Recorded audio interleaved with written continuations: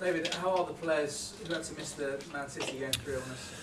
They've been in today, so today was their first day where we've had a chance to assess them. They've done a little bit of training, so I'm hoping that they'll all be available for the weekend. And has anybody else been affected by this virus? Or yeah, we've got a couple of other people who are just, one other player was sent home this morning, and we've got another one who's just said that he didn't feel so good, so we've just got to hope that we can contain it. Do you know what it is at this stage? No, we don't. No, we don't know if it's just something we've picked up. We've no idea, but it looks as if it's more like sort of sickness, and no, the players are getting over it quite quickly. Any closer to learning more about Kurt Zouma's injury and how long he may be out? No, we're not going to give a sort of timeline on Kurt, because we know he's a boy who does improve very quickly, but he's also got an ankle injury, so no, we've got no real date for that at the moment. In terms of on-pitch matters, how do you feel about your hopes of staying in the Premier League with 4 matches left to play? Very confident. I think we're if we play to our best, we'll give any team a really good game. So I'm hoping that we play at our best, and if we do that, then we'll certainly gain the extra points which we probably need to do at this present time. Manchester United in action last night against Brighton. What did you learn from their performance? Well, you learn a lot when you watch all the good teams playing. Manchester United are a really good team, got terrific players. The manager's done a brilliant job this year with them. So overall, they've got a good side, Manchester United. But we had to play one of the best teams a few weeks ago in Arsenal. We have to play another one of the best teams in the Premier League in Manchester United. So we'll have to play very well.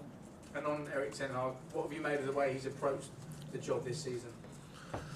Well, I think he's approached it in a really good way. He's had good response, and he's getting Manchester United much closer to the places where they all hoped they would be.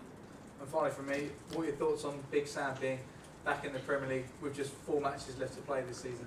I'm really pleased Big Sam's back, because he's a terrific football man, well versed in football and the Premier League. So I'm pleased to see him back, but I hope it's not at the detriment of ourselves. Thanks, David.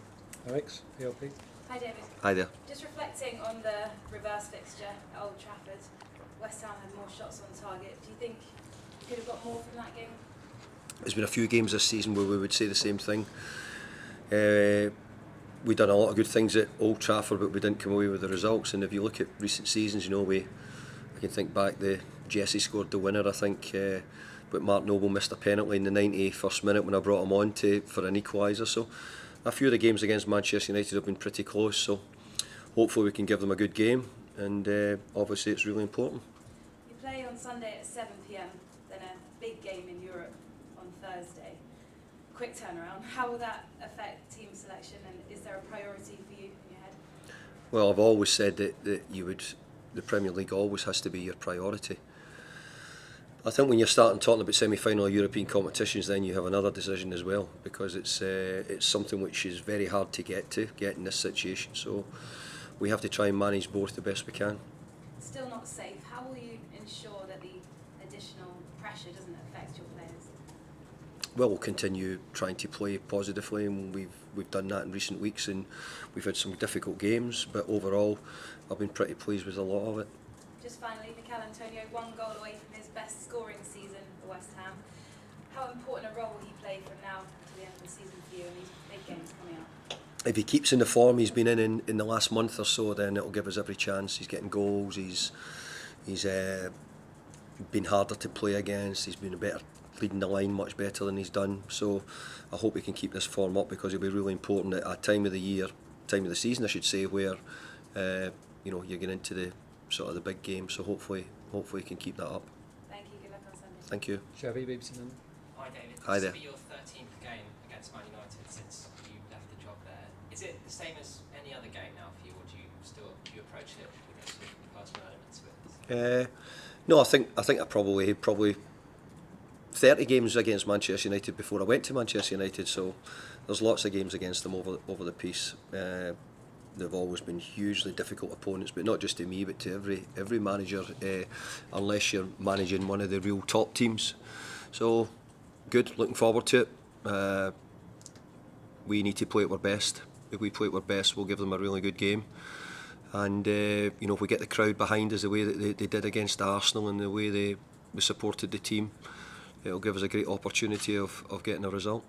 And the last time West Ham played a weekend game that hadn't been preceded by a weekday fixture was at the end of February, so it's a long time. Just looking at the illness that struck you during the middle of the week, has fatigue got anything to do with that at all, do you think, or is it an element? You know, fatigue is everybody knows. You know, if you're fatigued, then you're liable maybe to pick up a bug or a virus, or you know, people pick up the colds that can easily happen. So I think that the scheduling has been incredibly difficult, you know, for us and for other teams. Manchester United, I think Manchester United and ourselves are the teams who's probably the most difficult scheduling.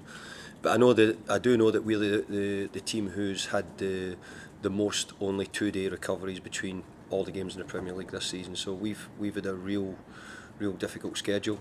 But would I put that down to the reason why we have a bit of sickness? No, I wouldn't necessarily say that, but it's not to say that it isn't. On that scheduling, the game's been moved to 7 PM on Sunday, and there's going to be a lot of Man United fans who won't be able to get home because of that. Do you agree with that?